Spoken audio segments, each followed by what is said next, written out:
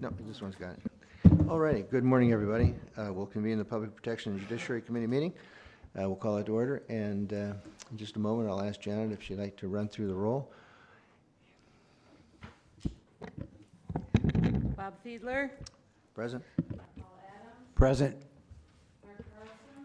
Present. Kathy Lee. Present. Jim Randberg. Present. So we have everybody present. And are there any changes to the minutes of our last meeting when we had the jail tour, effectively? Seeing none, the minutes are approved. Is there any public comment this morning? Anybody from the public would like to say anything? Seeing none, public comment is over. And we'll go to our business items. Our first report will be from Sean Kinsella, who is the director of the CASA program. Sean is joining us about once a quarter to deliver a report on the status of CASA. Welcome. Thank you very much, Bob. So I'm the executive director of CASA, and I do come here to report kind of how on all the details that are happening at CASA. It's actually been a very slow summer, less referrals for children, and they normally dip anyway during the summer. The school is one of the main referrers for abuse and neglect cases. So we are beginning to ramp up. We did make a change on how CASA will be assigned to cases. Will now be assigned at the plea hearing, and then we will have a person in place shortly after that to follow the child. So before we are being assigned at disposition, which is it's after when the court says, here's everything that has to be done. So now we're just coming in when the parents are beginning to plea for what has been brought against them. So I'm not going to read verbatim for you, but I'll talk high level what's going on. We're still standing very strong with our finances.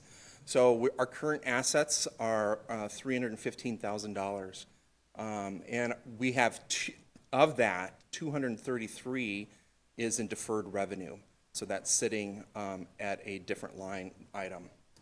That is exactly what was expected for us because all of the grants that we applied for at the beginning of the year are just now coming due. So we hold 228 in our business checking, and our total accounts again are that 315.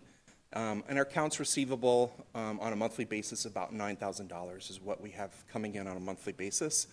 And then we have those spikes that kind of throw our finances off because we get a big chunk of money one month and then we'll have little to no revenue the next month. So our finances are not always easy to read through.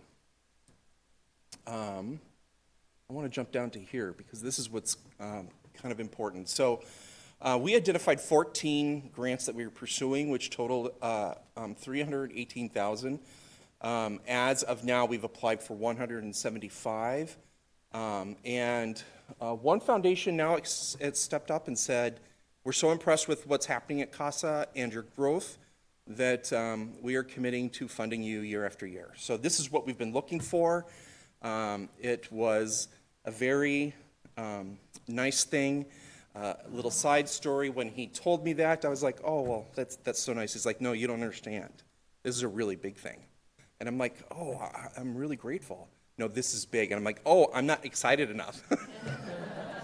So, but this is what we're looking for, is to find those foundations that will begin to fund us, that we can actually add into our budget. Also, the foundation said that they're very interested in funding an expansion program. So should we ever look into another county, they'd be willing to fund that at $20,000 a year is what they committed to. So we had a very large grant that we are pursuing. It was called VOCA. So last I reported, VOCA was heavily defunded this year. So normally they were awarding grants up to $1 million. This year they cut the top off of it, and the max was $250,000. We'd applied for $136,000, and we were just notified yesterday that we were awarded a fraction of that at $38,000. So we'll have to go back and retool that, but that grant kicks in October 1st. So starting October 1st, we're going to be able to provide victim compensation for actually anybody in the county that needs victim compensation. We'll, of course, focus on children because that is our mission, but anybody who's been a victim of a violent crime can come and seek money. And that comes through, it's actually through the federal government that allocates to the state, and then the state sends it to all their vendors. So there have been, traditionally there were 3 recipients in St. Croix County, Turning Point, SART, and actually the county is a recipient and it funds part of a position. Turning Point and the county use that money for filing protection orders, is my understanding. So we'll be the only one that'll be pushing that money through to the victims themselves. For children, that's going to translate to $5,800 that they'll be eligible for in assistance, $5,000 for mental health, and then $800 is broken out between clothing and technology if they need technology. So a cell phone, they could get a plan. Now they have some very cheap plans, pre-play plans, so that will be available to children. As far as adults go, the total amount is up to $40,000, but there's a large chunk of money that'll help people establish housing, which is probably one of the biggest issues that we have in St. Croix County when we're looking at how to intercede and stabilize a family. First off is housing. If you don't have a place to lay your stuff, if you don't have a place to put your medication, if you don't have a place to put food, you're really in this volatile situation. So that'll become available, and I'll be working specifically with the county, victim services, on how we'll manage that. And I'm super tickled about it. I was just really, it's only about, it'll be about a 33% position for us. So I'll take it. It's good for 3 years, and we got our foot in the door, so we believe in 3 years we'll be able to grow that, and we'll have statistical evidence to support that. So any questions on that, I'll stop right now, because it is actually one of the things that we are looking at doing, and it was our target all along. It just took 3 years to get there because it is a 3-year grant. You're locked out until it becomes available again, until open application process. Thank you, Sean. Are there any questions for Sean? Well, if Carl doesn't want to jump in, I'll jump in on the VOCA grant, because I'm the one that had to patch that hole in the boat. So the victim witness did not get the VOCA grant. Their VOCA grant of $41,000 was cut to 0. So. Oh. Yeah, we had had it for 22 years. So congratulations. Maybe you can get 2 decades of it like we did. Wow. Well, geez, sorry. Well, it'll still be available, and it'll still be available to people in this building, so it'll just be a referral to the new office. So we're excited about it. Like I said, about 22% of the cases we have are acts of violence that require the kids to be removed. Most of those are rape, so usually those are instantaneous, and the kids don't have their stuff and often can't go back. It's very hard to get kids back in the house to collect their things. So this will be something that can be given to them to shore that up. And I think more importantly, that $5,000 for mental health is huge. So, okay, so where are my performance metrics here? So our recruitment goal for this year was to recruit 20 advocates. We currently have recruited 14 volunteers. That brings our total special advocate count to 31. Each advocate can serve 1.5 children. So that's really about 46 children that we are currently serving. And I believe the last count I heard was about 47 children were in the system. So we're one short right now. We have been getting referrals from other counties as parents move around trying to figure out how they're going to live and how they're going to support their family. Housing is very difficult. I just was meeting with a family up in Milltown. They're looking at moving all the way down to La Crosse because they just can't find housing. That's literally how far their search is right now for a family of 4. We're serving, currently we're serving those 36 children, and we're starting a whole bunch of cases in the next 2 weeks. From the last batch of trainees who we got through one of the churches. A very big thank you to Judge Needham on that. He opened the door for us on that. So we're currently working on that. We're going to achieve our goal beyond a doubt. I have no questions about that.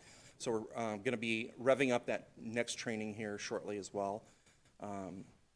And we're going to be going through a change. I do have a volunteer coordinator who's leaving, which actually, up until yesterday, was kind of a bummer, but now I'm like, oh, I can combine 2 positions now and pull out everything that I need to do the VOCA grant. So that's actually worked out well for us too.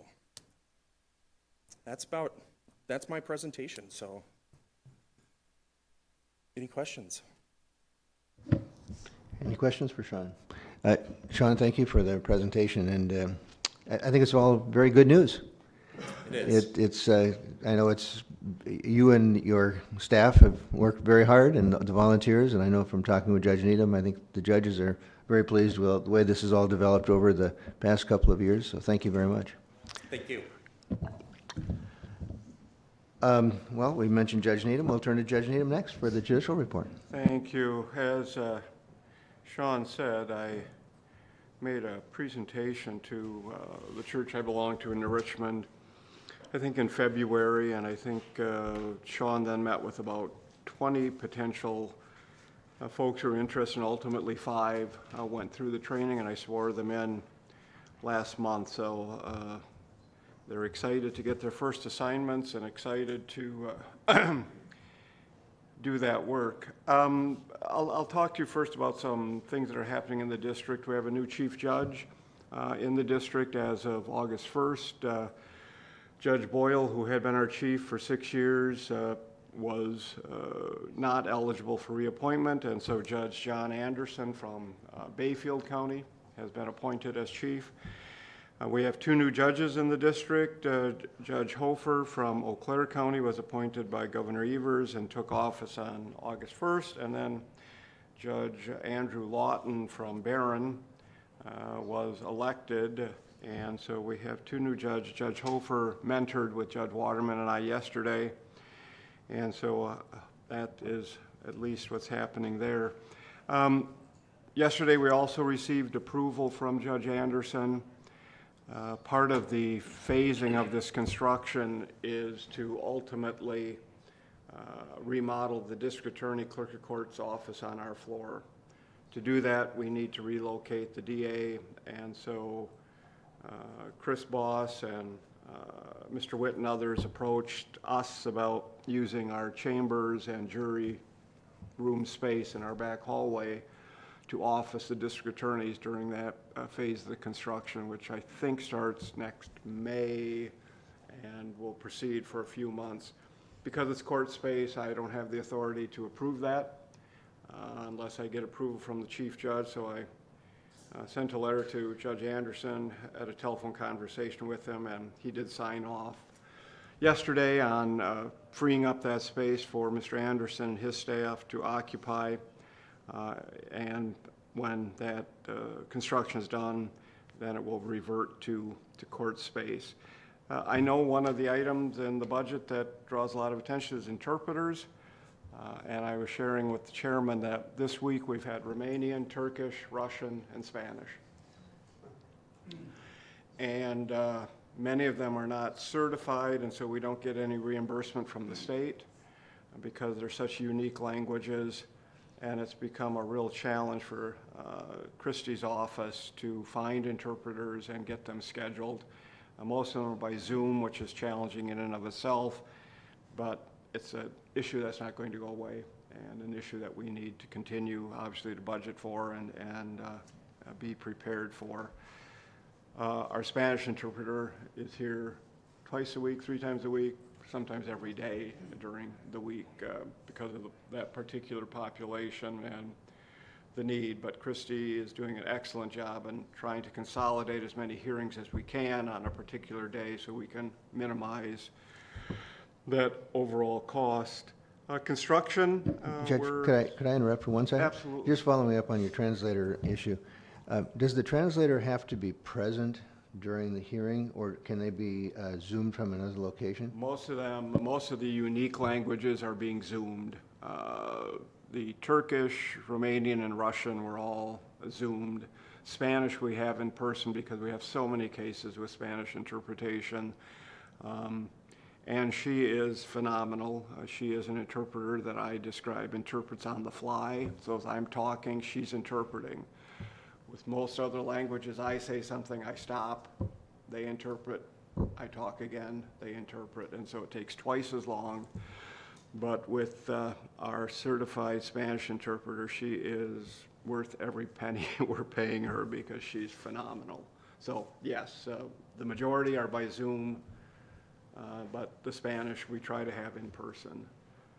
Construction will start in September on the first floor, and we are not looking forward to it, but it is the reality that we know is coming.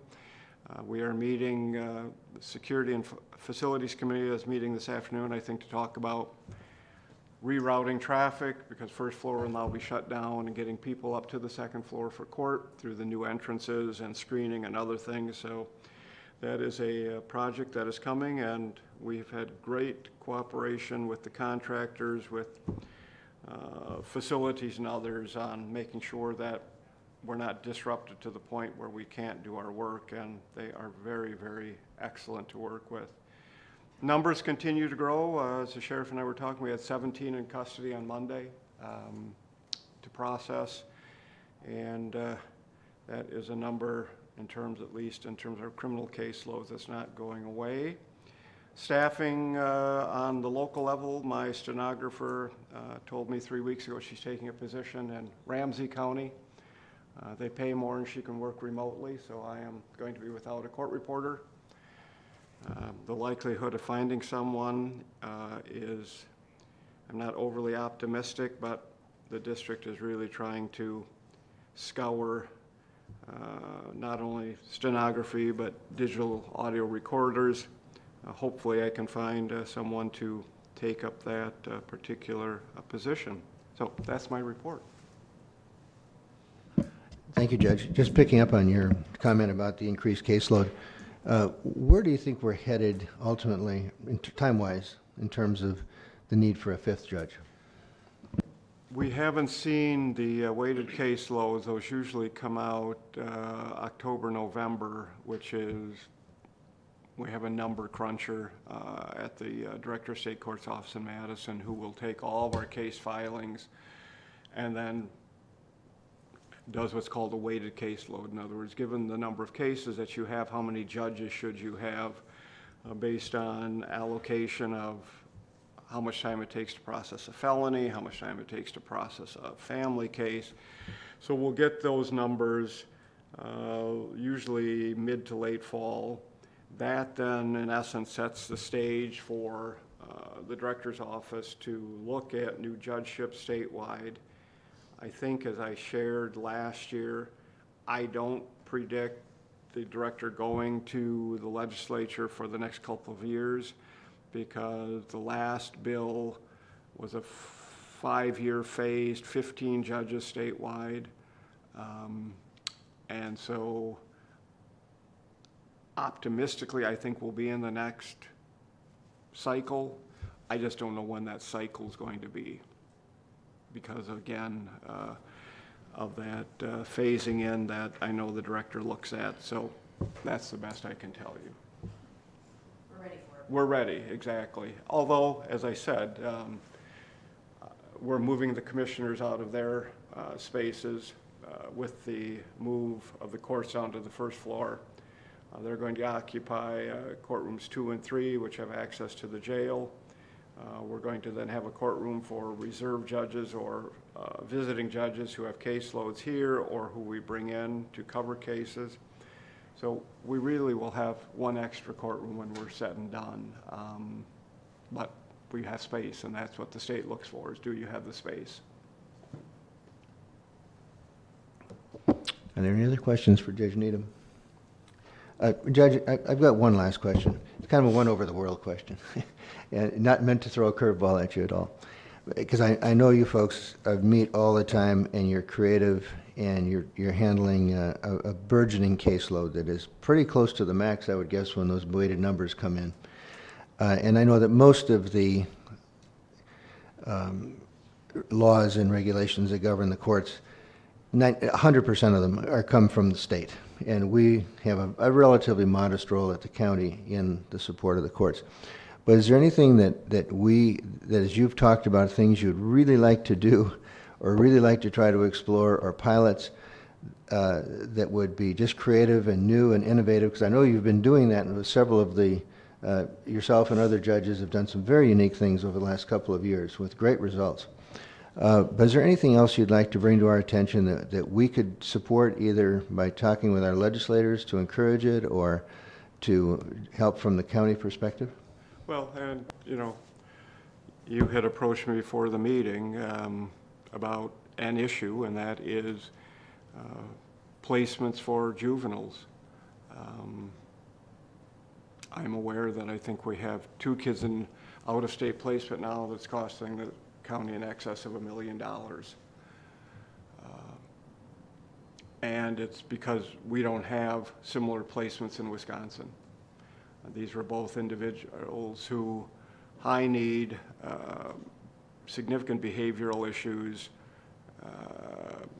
where we tried every alternative in between, looking at a placement, and nothing was successful. And so the department is then charged with proposing alternatives, and the only alternatives that could be even considered were all out of state.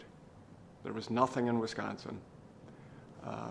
And so when that's the only alternative we have, there really isn't a lot of creativity that goes into it. It's simply, this is what is going to happen, and this is what the placement will be. So at least in terms of arguably something I would like the state to look at is identifying our own placements and facilities in Wisconsin that can accommodate Wisconsin kids. I mean, this person is placed in Arkansas. And so for family support and otherwise, it is really, really a deficit in terms of that person's overall well-being. But it was either that or Colorado, and I chose the placement in Arkansas. So it's, on so many fronts, having placements in Wisconsin for family, placements in Wisconsin I would hope would be more cost-effective, where at least our department has more engagement and familiarity with, and the ability to triage and monitor. I think that is something that we have talked about on the state level, but again, we just don't have that resource. So that's one thing. I'll be honest, with construction and everything else, I would have to say the judges haven't sat down and put on our creativity hats in terms of things that maybe we could explore and do. CASA has been a blessing, as I said earlier, in terms of the information that we're getting. I think we're getting kids back home sooner, which ends up in a cost savings for the county ultimately. Anecdotally, I had a CASA report where a little guy is being reunited with a biological family. She took him to a quilt store. They picked out some fabric that he liked, and she had a quilt made for him to take with him to his new home, to his forever home, as he described it. So those are intangible things that we can't measure. I can't put a dollar amount on, but things that we're seeing. Thank you, Judge, and thanks for your comments on the child placement issue. I'll call on Supervisor, the Administrator. Yeah, and just to clarify on the out-of-home child placements, I have no issues with the courts, making those decisions, and our socials workers making those recommendations to the courts. I mean, those are case-specific, and I'm sure are very necessary in those instances. It came to my attention, though, when we were looking at one of the cases specifically, it cost $480,000 a year, and HHS is saying, well, it's only 2 more years because they're going to age out. And I said, Well, what happens when they age out? You just release them then? And they go, no, well, they'll be placed in an adult facility. Well, which the state pays if they're an adult facility, but the county pays if it's a youth. So as soon as they turn 18, the state picks up the tab. So I guess there was a change 15 to 20 years ago that the counties used to pay for adult placements also, and the state said, well, we're going to start picking up those costs for adults, but not for children. So the question is, we went from $1 million to $2 million a year on these out-of-home child placements, and we have no control over it. So why is the state not picking those up also? So that's where I think reform at the state level is necessary to change that structure. It's an unfunded mandate. So our budget went up $1 million in this line item, and we just have to make it up as taxpayers of the county. So that's where I think the change is necessary on that issue.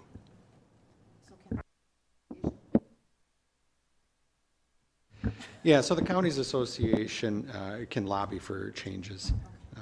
And that's probably a good thing. That would probably get on their next cycle, but I guess it does work. it's a reform that's necessary at some point, I think. You can hear me anyway.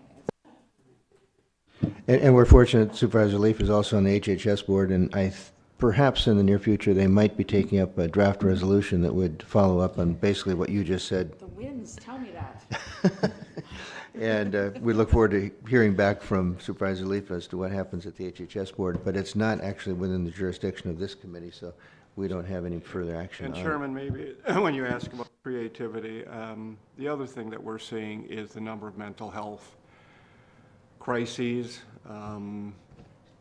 And again, where do we manage that population, and how do we manage that population? And it's just not the adult population, it's the juvenile and child population as well. That it's a growing crisis, one that, you know, we're confronted with unfortunately almost daily now in terms of behaviors in court, behaviors in the hallways, calling on the sheriff's staff to come up and assist because of an incident or a breakdown.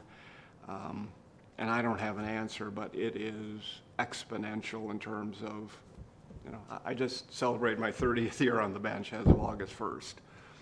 And reflecting back to when I started this work, it was the rare occasion. Now it's the daily occasion.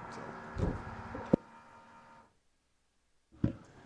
Well, that's a sad comment to be able to have to make, but congratulations, Your Honor, on 30 years on the bench. That is just terrific. We've been the beneficiaries in the county of that service. Thank you. Are there any other questions for the judge or the administrator? Seeing none, we'll turn to our medical examiner, Patty Shacker. Good morning. We were fortunate enough at the medical examiner's office to get intern Cole Little in June, and we had to come up with a project, and our project was really to look at, we had that gold mine of past historical data, so we took the historical data and then put it into charts, and basically the goal was how does public policy improve outcomes. So if you flip down to the 5th page, the graph. Janet did it. Oh, jeez. She lost the whole thing. I'll help her, though. Thank you, Janet. The comparing to the past and present is what we're looking for.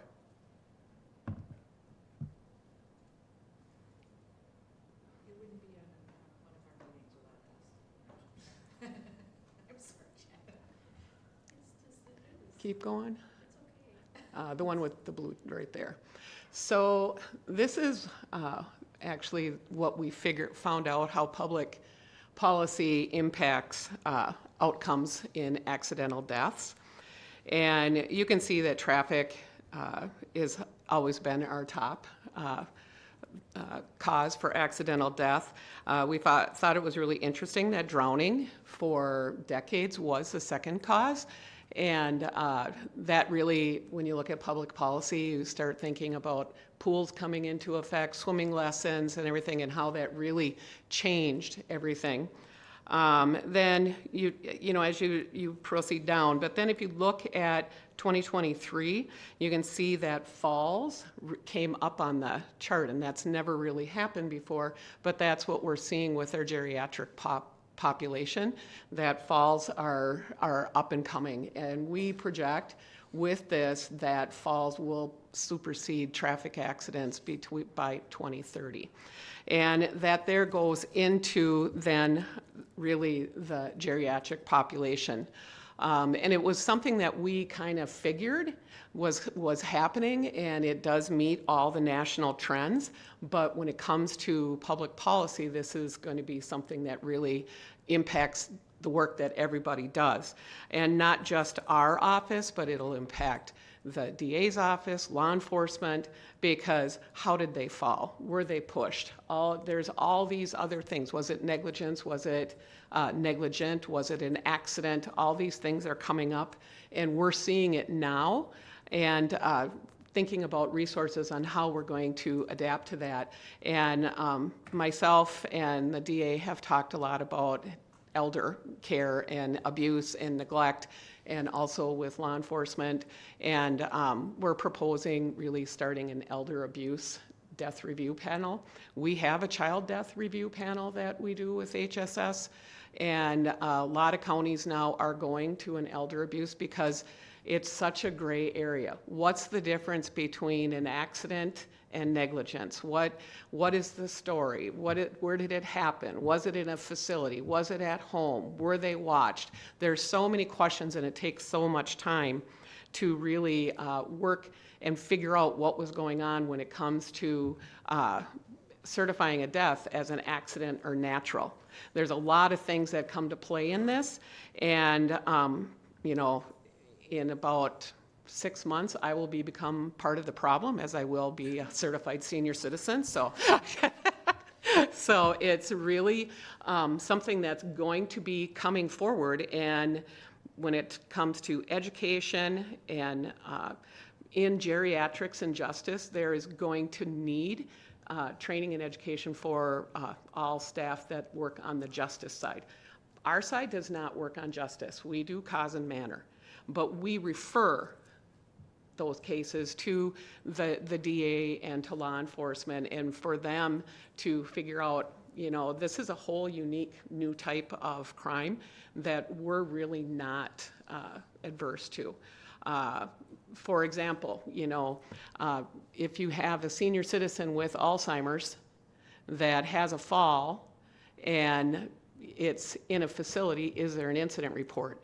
And was there policy changes made because of it? If you have a senior citizen that falls at home when they're in the care of somebody, but there was nobody there and it is expected that there is that negligence? Is that not? If you have someone who has massive bed sores from not being, you know, turned, what is that? And these are cases that we're seeing and law enforcement is seeing on a regular basis now, that it's really hard to determine what is a choice, what is not a choice, what is negligence, what is not.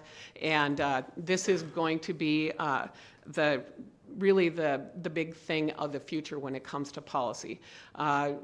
By 2030, December 31st, the last baby boomer will turn 65, and that is projected to not to peak for care until 2045. So you can anticipate a huge increase in death up until then. We're also seeing with our accidental deaths here in St. Croix County, from 2020, the average age of an accidental death was 50.6 years old. This year it's 61.5. So we're already seeing the differences in what it looks like for our accidental deaths based on the geriatric population. And then also with the aging population, from 2020 to today, we've had 44 men commit suicide and 5 women commit suicide. So with that, that data alone tells us that the need for more resources in the rural areas for our elderly males is really important, and that too is something we're going to have to work on as we move into the future. So This is all stuff we've been talking about for a long time, but it's here now. And geriatrics, once, the geriatrics in the falls starts superseding, it's going to change everything in grant writing and everything that's out there. Because when it supersedes traffic fatalities, that's highway safety. When it supersedes overdoses, that then is mental health. When it supersedes all these other things that we're used to having, and it's going to be focusing on geriatric and geriatric outcomes, policymakers at the high level will start making decisions based on that. And really, you can just look at what's going on with opioids and drugs and how that is changing. And we need to really plan for it, or I should say, we all as an organization need to really plan for what this looks like in the future. I think that having an elder death review panel is a good idea, and we can vet through what are some of these cases and then be able to have better outcomes. But that's kind of what we got going on now in the office. I'm pretty excited. Recently, I was contacted by the International Coroners and Medical Examiners Association to do a presentation on our Randox and CT scanning project. And it's pretty exciting that the St. Croix County is getting national attention and international attention on what we've done for our CT scanner and the Randox. So that's all I got. Supervisor Leaf. And you were in the Wisconsin Counties Association magazine. Yes. Yeah.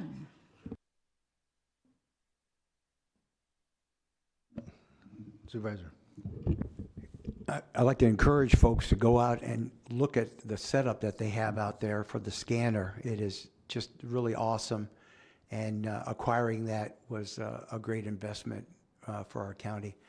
To go back to the comparing the past with the present, on the gun-related, are those accidental or suicide, or can you talk to that a little bit?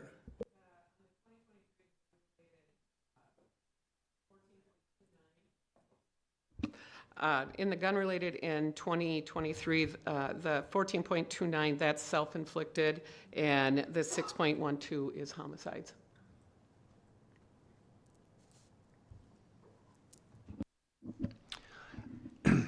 Previously, you've commented on the problems that you sometimes see families face and sometimes your office faces when the deceased does not have proper estate planning or end-of-life planning documents in place.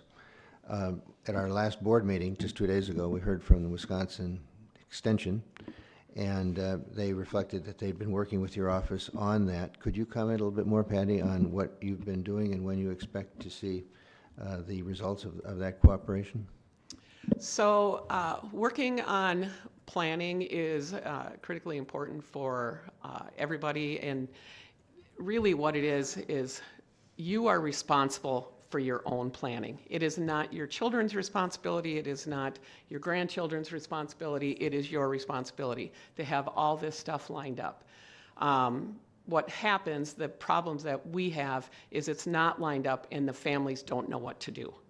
And they don't have the resources. And because they haven't signed anything up, everything is locked up in their accounts. So if you have everybody have at least the basic stuff signed up and taken care of ahead of time, it makes a much smoother transition. For us, what we're seeing is people that we would keep in the morgue when we first started opening, years ago, and we had a 3-up, would be 2 or 3 days. Now it can be 10 to 15 days. And because families have to gather resources, figure out how they're going to pay for it. And then also the family dynamics of who's going to pay for it. I've literally had families wait until their GoFundMes were figured out. So planning for everybody is critically important, and it's up to us to decide what we want and get those documents. And it's the extension program is free. It's just 7 hours of your time. It's not hard, but it really is important to have all that stuff down on paper so that everybody knows what to do. Because at that point in time when it happens, you have, we all have siblings. We have the ones that are, what's the cheapest one possible? And then the other ones that are like every day except for Packer Day, and then trying to figure out when these services are going to be going to be made. So it's really important to have that planning done ahead of time, and that changes the work all of us does if they do it. Supervisor Carlson. You talked about having an elder abuse board. Are you recommending when should we start it? On whose purview it would be under? What would the process be? So with our child death review panel, that is us, Health and Human Services. The cases are referred when we have a child death. We then go through everything, the medical records and everything, and then from there we come together as the local law enforcement, the local ambulance. Everybody comes together. It's a confidential meeting, and we just go through everything, what we saw, what we did, what can change. For instance, we had one years ago when it had to do with drowning. And it was basically, signage down on the St. Croix saying that they're fast rapids. We have a lot of kids that go down to swim and they don't know that there is an undercurrent or, and if you don't know how to swim, even though it looks like a short swim, don't do it. The same would happen with an elder death review panel. We would refer to the DA and the local law enforcement and say, okay, this is what we saw. Get everybody together and go, okay, what resources did we have? What was missed? And how can we make sure this doesn't happen again? And it really is looking at case to case, because there's a lot of things that people don't understand. If you're on warfarin, you're going to have massive bruising. And a lot of people equate that to abuse, and it's not. But then you could be on warfarin and trip and fall and hit your face, and your whole face is one big bruise. And again, there are accusations made. So it's verifying that none of that stuff actually happened. People watch too much TV. They watch too much NCIS and CSI and all that, so they all think that that's the way life is, and it's not. And, and not everybody has this urge to hurt someone else. So a lot of times it really is the elderly population with pathological fractures due to osteoporosis or cancer or something like that. They weren't hurt. But with our high cremation rate and everything else that's going on, if we don't get these things taken care of and scanned and everything done ahead of time, we can't prove it, which then makes the job so much harder for law enforcement and the DA. I was just thinking about your comments on end-of-life planning, and it's always dangerous when I muse about things because I don't know enough about it really to have definitive suggestions or observations. But it seems like if it's a problem, and we know it'll be a growing problem. We know that for a fact based on everything you've said and what we observe. So I was just thinking, just as you talked about the elder abuse review panel, I wonder if we were to really make a concerted effort in St. Croix County to educate our citizens, 100,000 citizens, how much good we could do at a reasonable cost, just by information dissemination. And so I was almost thinking about the judge, if he'd like to jump in here, but if we were to create some kind of ad hoc group for a short time with yourself, obviously, very much involved, and perhaps if the judges would contribute some thoughts to it as to what could be done through our churches, our fraternal organizations, clearly our HHS. We must touch 10% of the county from HHS. We must. VSO, the Veteran Service Officer, contacts at least 5% of the county because we've got 5,000 veterans. It just seems if we were to set a goal for, let's say, January of next year, that we're going to reach out to 20,000 people in the county, particularly elderly, we could do it. I mean, through ADRC and everything else. I mean, we touch probably half the population that's likely to be involved in a issue over the next few years. And I don't know what the committee thinks of that, if we should encourage the administrator to work with us and coordinate with the different elements of the county to be able to put something down on paper. I would imagine it would be fairly simple, some of the things, a checklist and maybe a couple of basic documents about the deceased's wishes, that they would pass legal muster, and that they'd be very helpful to people. Does the committee have any reaction to that? Supervisor Lee? Well, I think it's just not just for old people. I mean, I went through it too, and I don't think I'm that old yet. But, I mean, we all could get hit by a bus. If you have any property or anything of value, you need to have this planned, right? And I have a binder that explains everything that my child and stepkids will do. So I think it's very important. Years ago, in Sheriff Knutson, you probably remember the days, there used to be this program, and it was county-wide, but there was this little tube that was stuck to your refrigerator. Do you remember? Yeah, and on that tube, it was for EMS people. And it had, here's my doctor, here's my next of kin, here's the funeral home, here's all that. Everything was in this little tube. So when you went to the house and if there was a 911 call, everybody knew you just went to the refrigerator, took that container off, and it was a done deal. And I mean, it's not rocket science. It's been done before. It can be done again in that. But, just figuring out how to distribute that, simple piece of information. I have a DNR. It's here. One of the hardest things is people that they have DNRs, but for EMS and the Sheriff's Department, you have to see it. It has to be in hand. So if it's not in hand, then you have to do CPR and life-saving measures. And then it causes angst with family in that. So there's a lot of little nuances that can be done that doesn't cost anything. It's just information. Here's how we do it. And it's really a way that we could partner with all our EMS, fire, law enforcement, and do a kind of a public relations thing, and figure out. I mean, they got to be cheap. I can't imagine. It's got to be cheap to get some magnetic thing for your fridge that has all that information on it. But it's said that 60% of the population does not have any planning done, so that it causes a huge problem.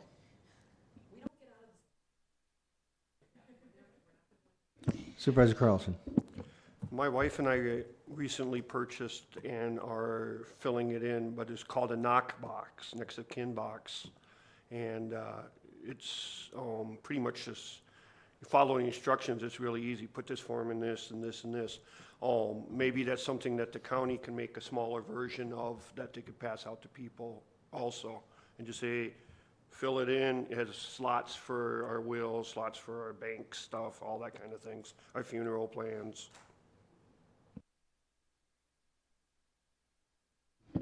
Well, thank you very much. Appreciate it. Thank you. We'll call on Administrator Witt for the finance report and the budget report. Yeah, we didn't put a financial report on this month's agenda because your last month was later, so we were able to get the July report there, and that'd be the same report you'd be looking at now. So we're going to talk about the budget. So first off, overview of where we are. All the departments submitted their budget requests in July. Based upon all of those requests, they'd asked for an additional $3.1 million of tax levy dollars. Looking at our net new construction, that would allow us 664 via referendum.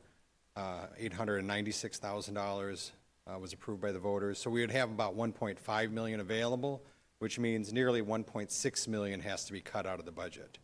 So what we're talking about today is the full request. So from these requests, I've been working with the department heads to cut $1.6 million out of these requests.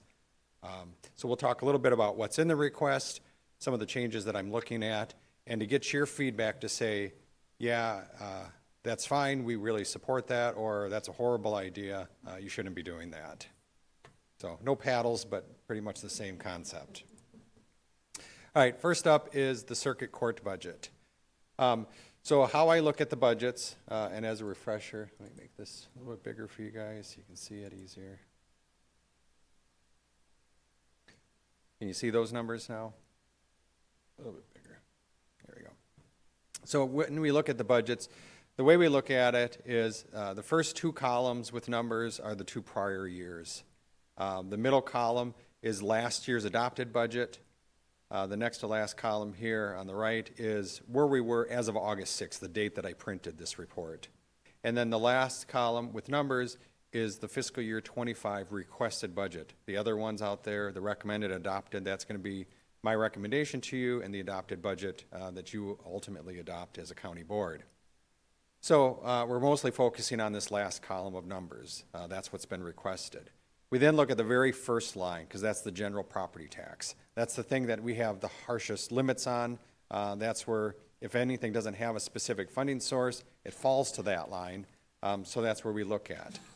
So we look at circuit court. They've asked for $1,016,000. I look back at what their prior year request was, and it was $965,000 that was adopted. So I'm looking at, about $50,000 increase. So then I want to figure out, okay, where were those increases? I'm going to jump straight down to the net wages and fringes.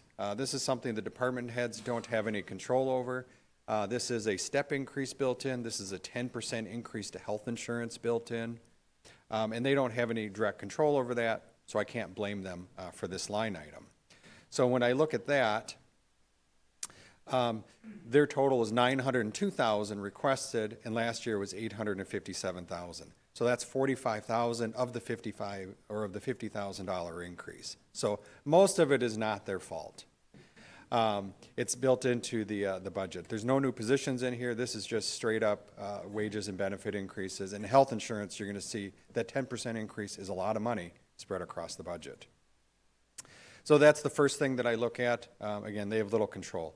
The next thing that I'll look at then to identify where the rest of that variance is I'm going to look at what they requested this year compared to last year. Now you will see this $200,000 line item. That was the CASA donation, so that had a separate revenue, separate expense. So you're going to have to subtract that out in your head.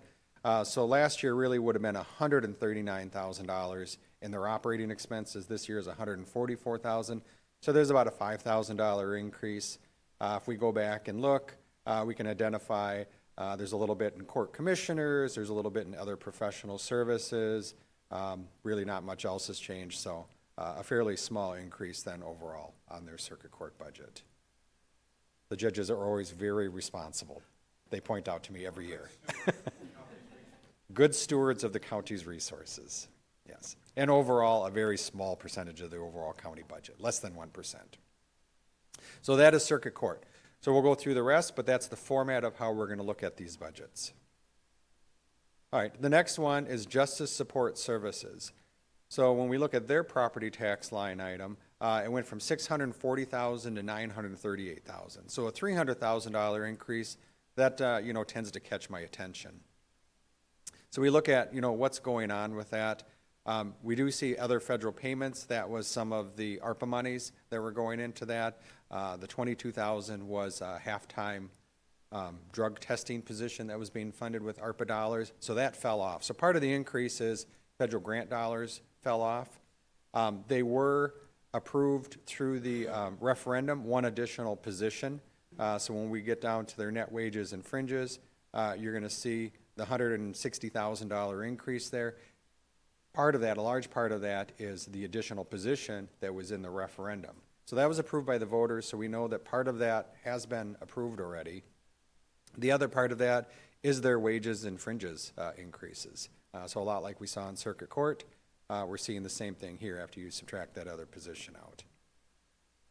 So then we'll look at their operating expenses, and their operating expenses went from $195,000 to $205,000.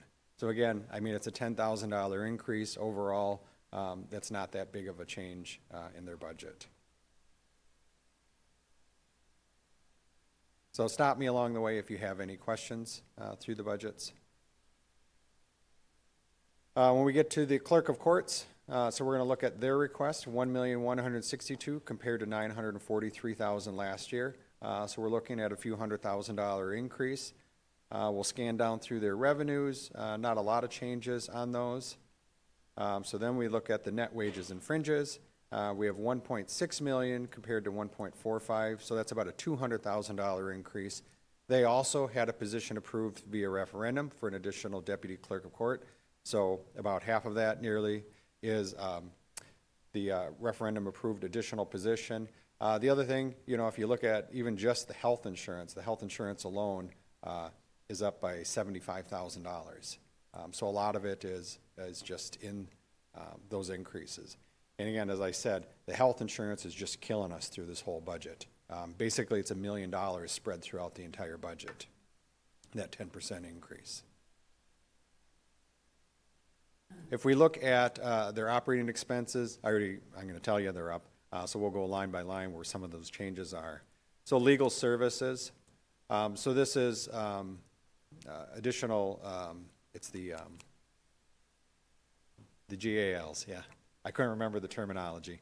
So if you look at the prior years, they spent 160, 191 last year. They were budgeted at 165. They're already at 139,000 through August. So yes, 170 is still probably a little light on that one. If we look at court-appointed counsel, the prior 2 years were 361 and 356,000. So an increase ask of 300,000 is still below where their experience level is, but it's moving them in the right direction, trying to get closer to that, and crossing our fingers and hopeful that those costs come down. So those are some of the big operating expense increases. We also had $5,000 on interpreter services, going from 20,000 to 25,000. And again, last year we finished at 31, and we're already at 30,000 through August 6th of this year. So. And I think she's probably spent the rest of that to past last year's by now. The rest of the operating expenses are pretty much status quo. So total operating expenses, they were up by about $50,000. And we went over those line items where those were being most impacted. So some of these costs, you know, you look at court-appointed counsel and interpreter services, and you go, well, fix that, don't do that. Yeah, that's not really an option. So you can't just say, well, we're not going to do that. We've run out of budget. We're not providing interpreter services anymore. That's just not how county government works. That's not how it's going to operate. We're under mandates by the state that we have to do it. So whether we have the money or don't have the money, we are going to pay for it. Our taxpayers will pay for it. Moving on to the medical examiner's office. So if we look at their general property taxes, it went from 288 to 419. I'm going to tell you a little bit of this is the net wages and fringes, where we went from 243 to 374. So one of the things that you see is $49,000 for health insurance, where we've had none in the previous. We're doing a reorganization of the organizational structure of the medical examiner's office. We're going from the piecemeal cost work that we have currently. You know, they get paid per call, they get paid per report, and we're changing it to an employee, full-time employee structure. So this request includes 2 full-time employees up from their current half-time employee. So that's where health insurance now kicks in. This is a more expensive model, but based upon our growth and recommendations from our current medical examiner, this is the direction I think the county is growing into.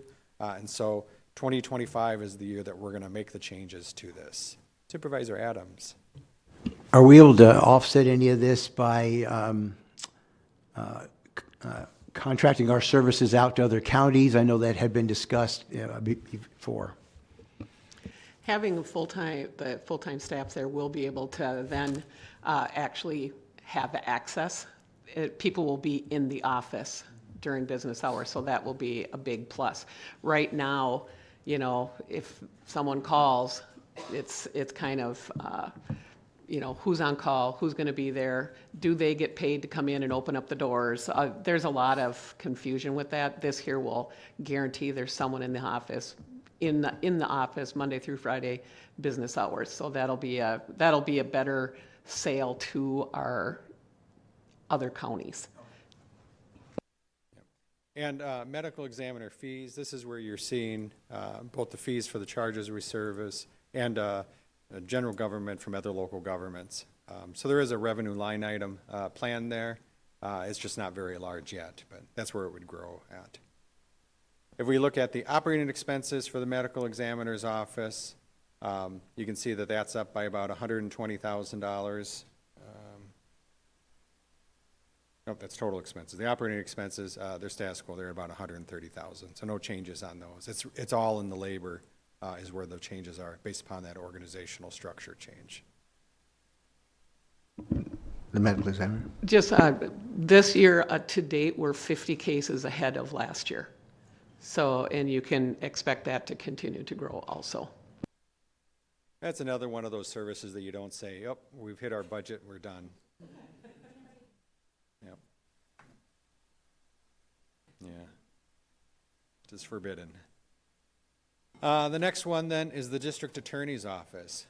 So we look at their tax levy impact. They go from 1.1 million up to just short of 1.3 million, so about $180,000 there.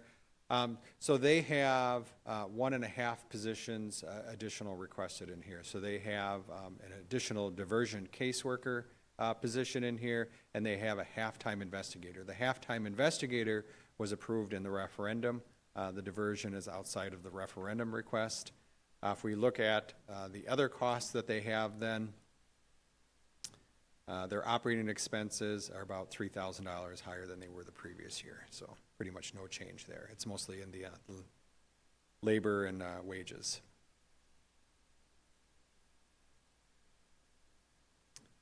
Child support. So they have brackets around that, which means that's a negative number. So they're actually generating more revenues than they have in expenses. So we reflect that by the negative amount. That negative amount went up. That's actually a good thing when negative revenues go up. It's an accounting thing, just trust me on it. So they're generating additional revenues that are offsetting their expenses. If we look at where their expenses are, their net wages and fringes are up only slightly over the prior year. So their health insurance actually decreased, and that's really probably just a combination of who is taking the insurance, because we budget based upon who actually takes the insurance. So if you have somebody that separates and they were on a family plan and you hire somebody that's single, that saves the county about $20,000 a year. So if they get married, and we'll spend that extra $20,000 then. So that's what's happening with that line item. If we look at their operating expenses then, 113 to 126,000. So a little bit of an increase there, and that was back. You got about $5,000 in other professional services. You got about $6,000 in civil processing fees. So that's where some of their increases were coming in. Moving on to law enforcement. All right, we're going from $10,175,000 to $10.8 million. So a significant increase in additional support for law enforcement. They don't have a lot of other revenue sources. They're pretty much all property tax levy. If we look at the net wages and fringes, they go from $8.7 million to $9.3 million. So that $500,000 increase.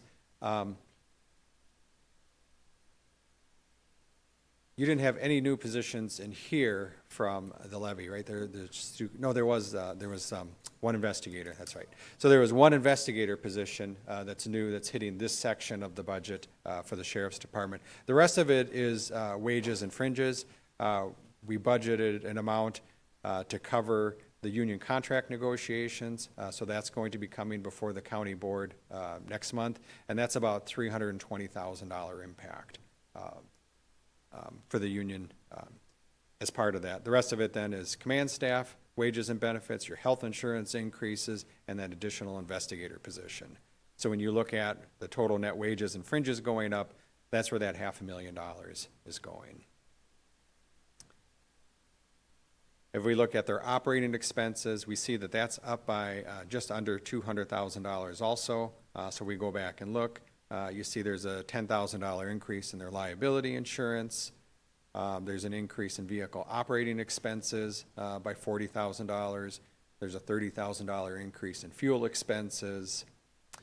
We have software subscriptions and renewals going up by $27,000, $5,000 in other professional services, about $6,000 on staff development, $4,000 on consulting fees. So you can see inflationary pressures that are impacting, especially like the vehicle and the fuel cost. Those are just things that are increasing. And they're also increasing because of the number of deputies that you've added over the past couple of years. We've had a lot of deputies in here. So you're going to see the costs, operating costs going up to match that. And I will say that with 1.6 million that I'm cutting from this budget, no budget is going unscathed. There will be cuts to every single department on here. The judge is gone, so his included. Yep. So what are you thinking of cutting? I mean, have you figured that out? Oh, yeah. So I've left no stone unturned, but I'm going through in every nickel and dime that I can find. And Dustin and I sat down with all the department heads, and we really roughed them up pretty good. I think we went through several boxes of tissues, and that was just Dustin. But we really had to, pick apart each of these line items. And, when I say fuel went up to from 200,000 to 230,000, my recommended budget doesn't have 230,000 in there. So some of those, because the last 2 years were 201 and 193, we're at 118 this year. We're still probably going to be under 200.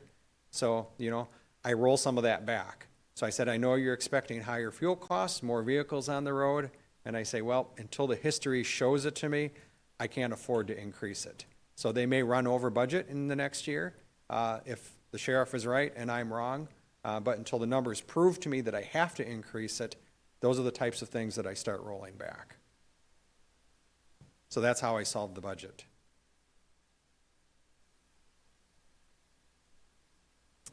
We get into the corrections department. So their property tax last year was just under 4.5 million, goes up to 5.1 million, so about a $600,000 increase. Part of that is law enforcement fees. This is a decrease in telephone service fees that we're able to charge back to inmates. There was some state law change on that. That's going to affect the amount of the percentage that we get back on those. So we're losing about $30,000 in revenue there. If you look at their net wages and fringes, they go from 3.7 to 4.2 million. So a lot of that increase is right there. They have 2 additional positions that were approved via the referendum that are included in here. So that's part of it. And the other part is, health insurance. If you look at health insurance from 489,000 to 636,000. I mean, there's 2 new insurance policies in there, but that's also that 10% increase that's built into it. If you look at their other operating expenses, I know there's some additional increases here. Other professional services, that's their medical cost. That's where those medical costs go through. Last year, we finished the year at $622,000. So we have a contract that covers all the routine daily stuff, but if somebody needs other medical services while they're, a visitor in our jail, we're required to pay for those. And so that's why that went up, and that's why we're trying to budget some additional. And that's really probably just the contract increases that we're seeing there. The other big increase is the jail meal contract. We finished last year at $381. The new request is for $370,000. So again, that's inflation that's hitting that. That's increasing those costs. So total operating expenses weren't up by very much. Really considering the entirety of their budget, but those were the 2 big changes on there. Emergency management. General property taxes, 101,000 to 70,000. And I think this is the one where we found an error and we've corrected that. So that's going to go back up. So don't shake your head, Janet. You're the one that found it. Yeah, generally the things don't go down. So when they did go down, I kind of questioned that, and Janet confessed, and we found where that was. And we've been able to fix that. So that's actually going to go up, so that increases the amount that I have to fix elsewhere throughout the budgets. If we look at the net wages and fringes, they're up by about $9,000. It's a very limited staff budget there. Health insurance, a big part of that. Step increase for the employees if they're meeting acceptable performance standards. When we look at the other operating costs then, you can see the big decrease, which is matching where the decrease was supposed to be over here, was the other professional services. That was grant related. So when the grant revenues didn't come in, they removed the expense, but they didn't remove the revenue. So we ended up fixing that. So when their total operating expenses drop, it was that $31,000 grant line item that was removed. Questions on emergency management? Janet would love to answer them. Moving on. Emergency communications. Yep, Terry's here. All right, we get to pick on him next. So when we look at the property taxes, 2.5 million to 2.6 million, just over $100,000 increase. When we look at net wages and fringes, we went from 1,940,000 to 2,020,000, so there's $80,000 increase. So most of it is in the wages and fringes, and that's just the step increase, health insurance increases. And they're actually experiencing the same thing where their total health insurance is decreased. That's just changing of staff, election of benefits. If we look at their operating expenses, their big changes are going to come in miscellaneous repair, where they went from $56,000 to $70,000, and then the other one is on software subscriptions and renewals. They went from $430,000 to $437,000. So those were the big changes on their operating expenses. They went from $593,000 to $619,000 on operating expense increases. So mostly those two line items. And that software subscription and renewal, I pick on them every year about this. It's contracted. I mean, that's the software that we're using. That's the increases that they pass on. So unless you want to go back to doing everything on paper, you're going to be paying these fees. You want to go back to paper, Terry? He does. All right. So that is it for the budgets review. So is there anything in there specifically that jumped out at you that you really like, you really don't like, or you'll just trust what I end up cutting? Open for questions. I just think, we are where we are. A lot of these are mandated services. We can't control it. You're trying to budget and estimate when you don't really know. You don't even know what all the variables are. So it's just, you're making your best guess, and I think it's what you're doing is appropriate. Ken, what's the overall percentage of the county budget that goes into public protection, the issues you've just described? Usually it's been about 16 or 17%, as I recall, but do you have what the latest number on that would be? I don't remember that percentage offhand. Not a good morning for me to remember everything. HHS is bigger. It's a big chunk. Oh, yeah, HHS is the biggest. When you look at the budgets, the three largest budgets are HHS, public protection, and then highway. Those are the three largest sections. The thing with public protection, though, is they don't have other revenue sources. They're property tax levy supported. So when you see an increase in public protection, that's the one that's directly hitting the property taxes.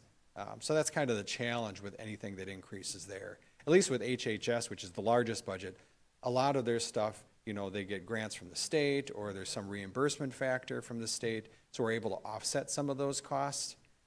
With highway, we're able to charge back some of our partners. A lot of time when we see increases, it's partner organizations, the state or local municipalities that we're charging back. So there's offsets. In public protection, there's no offset. Looking into the future, we've talked a lot at the full board about the internal clinic in the new building. How will that affect the health insurance increases that we see? Yeah. So we're budgeting for a 10% increase in health insurance. So the actuary came back and recommended a 23% increase for us. So we've done a number of things to bring that down. And what our long-term goal is that with the on-site clinic coming on board for employees, that we're able to reduce the total operating costs within our health insurance, self-funded health insurance plan. The way that works is that we have a fixed cost. We're basically buying our own doctor and nurse, putting them in the building. They're here all day, every day during the week. So as long as we can get the employees and their dependents to come in and see that doctor, there's no incremental cost for us. We've already paid for all their time. They're either going to play solitaire or they're going to be seeing our employees and their dependents. So we want them to come in and use that doctor at that fixed cost. Because if enough of them use that, the per visit rate for us goes down below what it is if they go down to Hudson Physicians or one of the other medical providers in the county. That's where we end up saving money. So an average medical visit is about $400. So we can drive that cost down to probably $100 through the on-site clinic.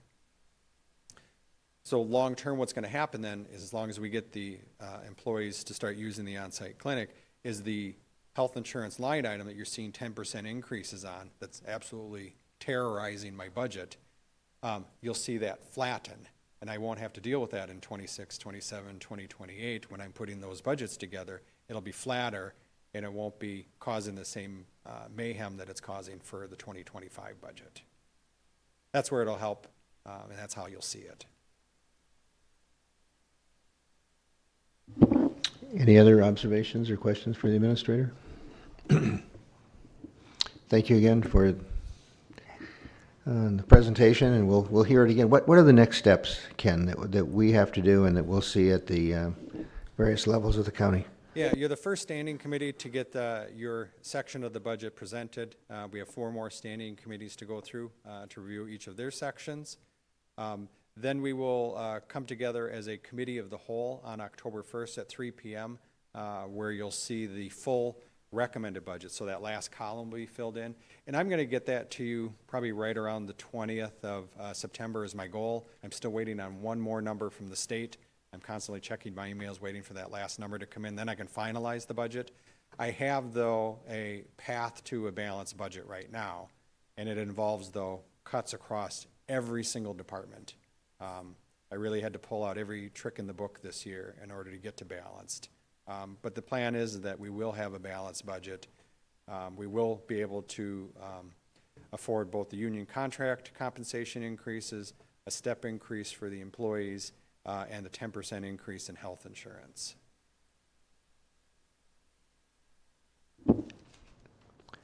Well, thank you again. I'm sure that was a very difficult process, and it'll be a very busy month of September for you, and we'll look forward to 1 October. Thank you, Mr. Administrator. Our last business item is the sheriff. Sheriff Knudsen. Thank you, Mr. Chair. I just wanted to go through a few of our community outreach over the last month. We had 3 events that drew a number of interest and I believe impacted some within the community to the positive side. On August, we did a Shop with a Cop, and that was coordinated by our Lieutenant Chuck Coleman, as well as some community members. Vaughn Larson is in the crowd today. She's always very involved in that. This year, 118 children attended the event. So over $16,000 was utilized for school clothes and supplies. Majority of the funding was provided by Grace Place, Salvation Army, and the rest were private donations. There's a group called the Citizen Review Panel, and it's a group of citizen volunteers and professionals with a common interest in the prevention of child abuse and neglect. And Aubrey McClear from St. Croix County HHS is on there, and they donated $2,500. And of the officers, we had 9 agencies, I believe, that came to assist. 9 agencies with a total of 24 officers.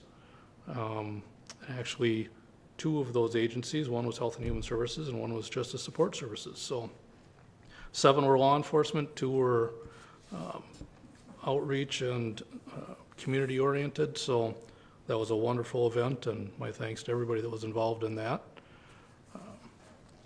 Then we had, obviously, National Night Out. I believe we did 5 locations with K-9 demos and with some of our equipment. We had the comm van, communications van out, as well as some other resources. That was well attended by a number of community citizens. We went from Glenwood to Hammond to Somerset, down to River Falls.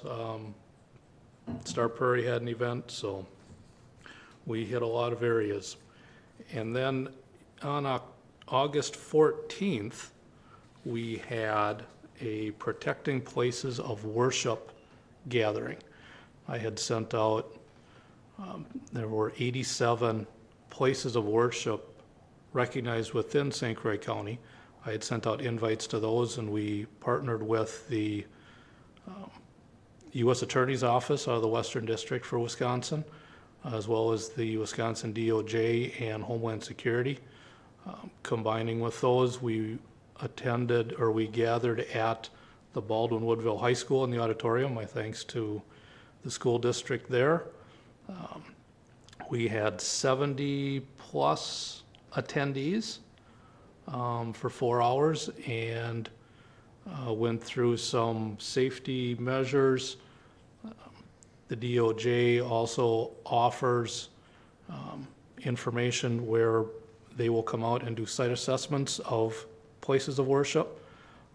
Once that site assessment is done, then those places, with that, those recommendations can also apply for grant funding to fortify some of their areas and shore up some of their weak points if there are any. So it was very well attended and some good positive feedback. Chief Craig Galick also was one of the presenters on kind of a focus on responses for active shooter and some of those other items. So 3 well attended and I think very well seen events that we were involved in. Coming up coming up at the end of October is the National Take Back for Drugs once again. That is October 26th. That is a Saturday. We continue to accept all those unwanted and unused drugs, narcotics. They can be dropped off at any local police department or the sheriff's office. We continue to collect those. October 26th is the national big push. And then that Monday following, we run all of ours to the incinerator. And I'm trying to remember what we had last year, close to 1,000 pounds out of St. Croix that we took. So we will continue to do that again this year. So. And just as a side note, I know it's not a public outreach, but it kind of is. Our jail population today was 141. And as a reminder that 80% for functional capacity is about 150. And I think we hit 151 last week. The judge mentioned 17 in custodies on Tuesday, albeit it was a 3-day weekend. I think we had 18 last week after a regular weekend. So we continue to be very active and full downstairs. Just on that topic, the jail inspection report, I noted one of the things that they commented on was that all of the special needs cells were full, all of the holding cells were full, and they kind of cautioned that when you have all of those short-term cells completely full, you have no intake capacity, and it creates both stress and a safety factor for the jail staff.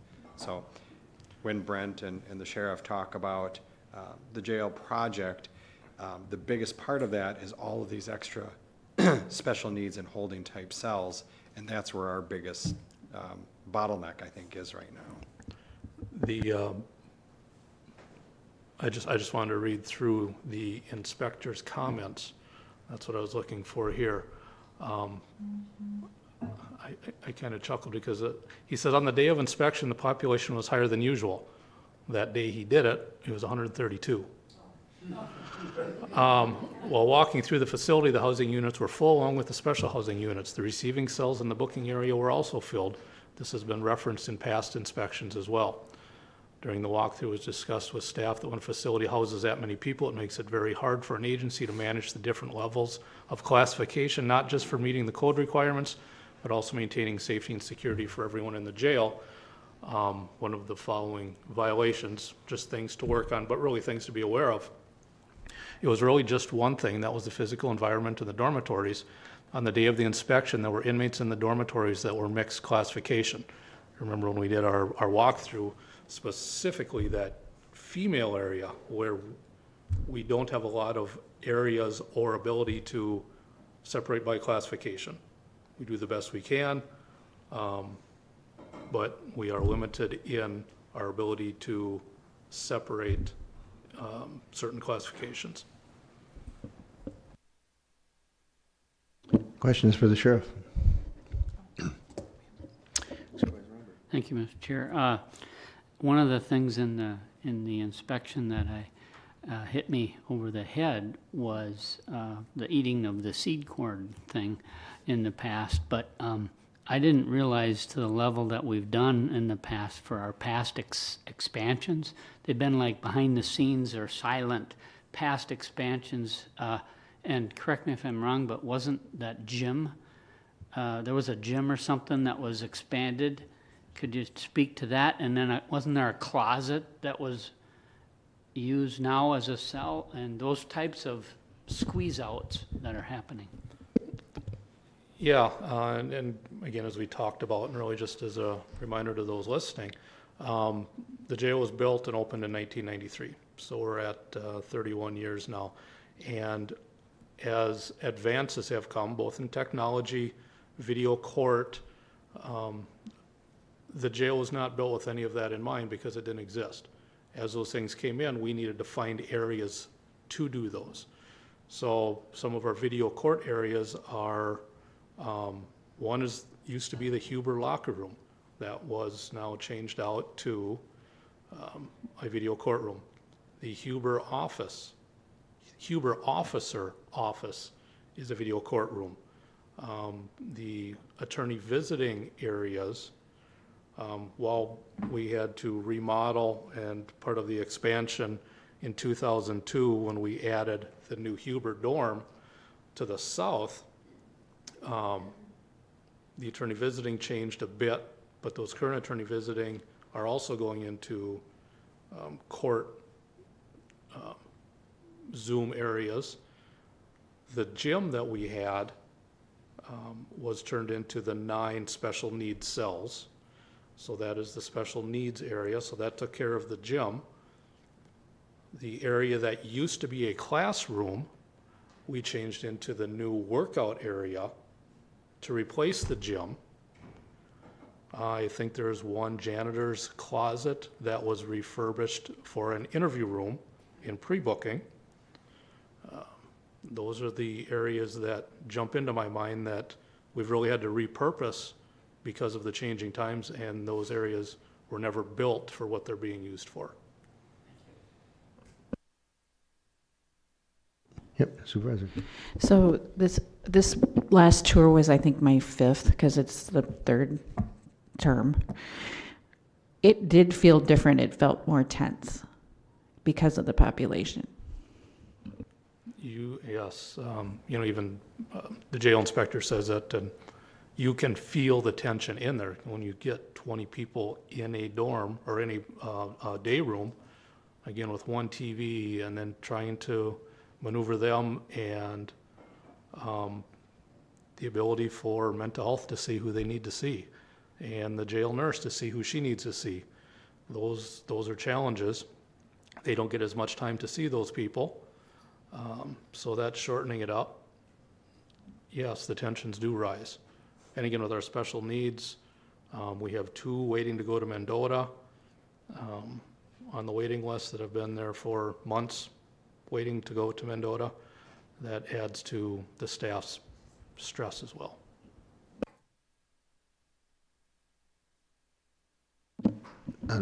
Sheriff Sheriff, I just wanted to thank you and your staff for the annual jail tour in August. You were there, your captains were there, all the members of the subcommittee were there, committee were there, and we had a very extensive 2-hour tour. I think looked at everything, had great explanations from all elements of the staff. I concur with Supervisor Leaf's comments about the jail is crowded, and we understand there are issues. So I know that long term we'll be looking at this probably next year very seriously, what we end up doing and recommendations we'll be making. But I just want to thank you and your staff again for a very professional tour that you were able to share with us and answer many, many, many questions that came from the committee. Any other observations from the committee? Thank you, Sheriff. Did that conclude your remarks? Thank you very much. With that, we're done with our business items, future agenda items. Always contact me if you'd like to add something. Any announcements, Janet? Hearing none. Our next meeting will be October 3rd, Thursday, as at our regularly scheduled time. And this will be our last meeting in this facility. Our next meeting will be in the new building. So with that, we're adjourned. Thank you.